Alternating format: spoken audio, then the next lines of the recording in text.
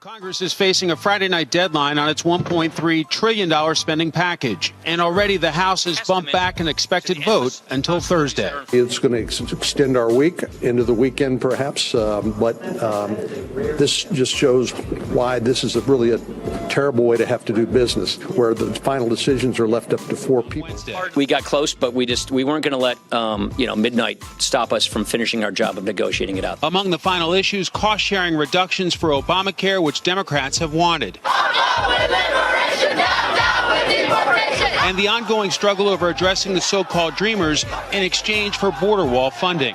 But top Democrats said both sides are far apart on DACA and border security. We're going to keep fighting and trying. The courts have given something of a reprieve, but there are going to be lots of opportunities for us to try and help the DACA kids. Another concern, the risk of a government shutdown this week due to Mother Nature's inclement weather. But so far, the Senate Majority Leader doesn't appear to be worried. What my focus is on is finishing this omnibus appropriation, which will fund the government through September the 30th, and we're going to do it this week. Got to get this done. The good news in this bill is a lot of relief for the military. $700 billion of funding that's desperately needed. So there are plenty of things in this bill I won't like. I certainly don't like the process. But we're in the middle of a war, and we need to do better by our military, and this bill doesn't. Well, I suspect that Thursday the House will act, and then we will get it late Thursday and probably finish it Thursday night late. Do you plan on holding it up at all? I don't have anything new to add yet. Haven't made a decision on the final aspects. But the real issue is called math. The dirtiest four-letter word in Washington today is math, M-A-T-H. They don't understand it.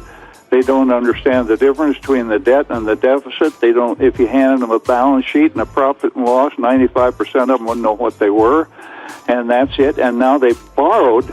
I mean, these are the Tea Party guys. These are the conservatives. You know, well, the whole thing got started was because of spending, and all they did was just say borrow, borrow, borrow, and send it on down the road. Not only these kids be marching about guns in schools, they'll be marching about what the hell happened to their Social Security and their Medicare. Robbed, screwed. Male student shot two students at Great Mills High School in Maryland before being engaged by an armed school officer. The shooter is dead tonight. Decided to move forward at the state level, and one of the discussions earlier was we were going to put $125 million into making our schools safer. That would include metal detectors.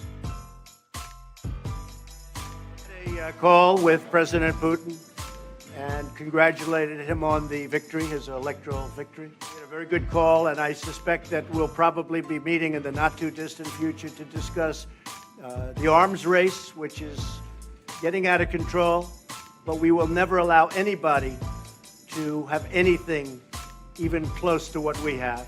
And also to discuss Ukraine and Syria and North Korea and various other things.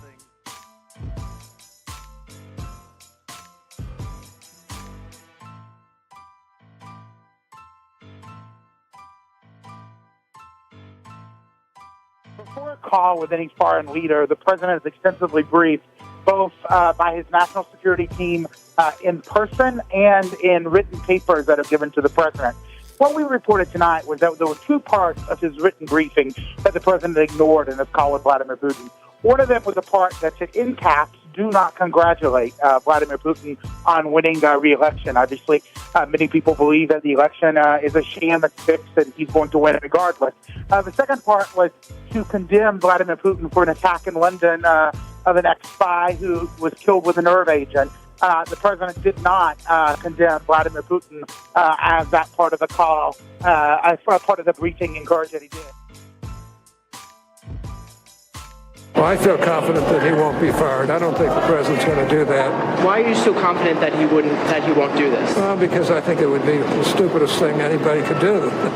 Why so stupid? Well, because he is an honest guy who's doing an honest job. If the president does go ahead and fire Robert Mueller, we would have people take to the streets. I believe there would be widespread civil unrest because Americans understand that the rule of law is paramount. What the president said in his tweets The president likes to think out loud. As I said earlier today, the president clearly grows anxious when he has an unexpressed thought. That's his management style. But he hasn't fired Mueller. I don't expect him to fire Mr. Mueller. Okay. The president's lawyer said Sunday night he wouldn't fire Mr. Mueller. And I don't think Mr. Mueller will be fired. I think Mr. Mueller ought to be allowed to complete his investigation. Now, if that changes, I'll be glad to do a deep dive into it. But until then, we're just speculating. Senator Klobuchar, where are you on this? The law says that you have to have for cause to fire a special counsel. And in this case, Rod Rosenstein has testified under oath that there isn't cause to do that. And I agree with Senator Kennedy that you should allow Counsel Mueller to do his job. And I think what Senator Graham was referring to is what the law is, that it can be an impeachable offense if someone breaks the law. This is a serious investigation, and if the president tries to terminate it prematurely, I think it will be a true constitutional crisis. As members of the Austin Police Department SWAT team approached the vehicle, the suspect detonated a bomb inside the vehicle, knocking one of our SWAT officers back, and one of our SWAT officers fired at the suspect as well. The suspect is deceased, and we cannot name the suspect at this time because he has not been positively identified yet by the medical examiner, and next of kin have not yet been notified. So there will be a lengthy investigation that will take place regarding the officer-involved shooting. This morning, self-driving cars under intense scrutiny after police say an Uber using the technology hit and killed a woman in Tempe, Arizona. The vehicle was traveling northbound and the pedestrian was outside of the crosswalk. The human operator was inside, behind the wheel, but the car was in the self-driving mode. Uber suspending all self-driving tests from coast to coast. This appears to be the first pedestrian death involving an autonomous vehicle. At this point in time, it's sort of a wild, wild west situation, and unfortunately, someone lost their life because of it. Self-driving cars are legal in Arizona and several other states, and there have been accidents involving autonomous technology.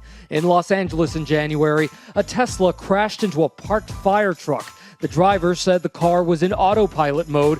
Nobody was hurt. But on the tragedy in Arizona, Uber's CEO tweeting, "Incredibly sad news. We're thinking of the victim's family as we work with local law enforcement to understand what happened."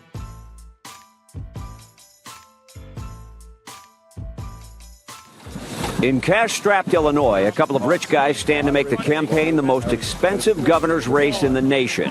Multimillionaire and incumbent Republican Governor Bruce Rauner, if he wins the primary, will likely face billionaire and political newcomer J.B. Pritzker, heir to the Hyatt Hotel's fortune. Gentlemen, J.B. Pritzker.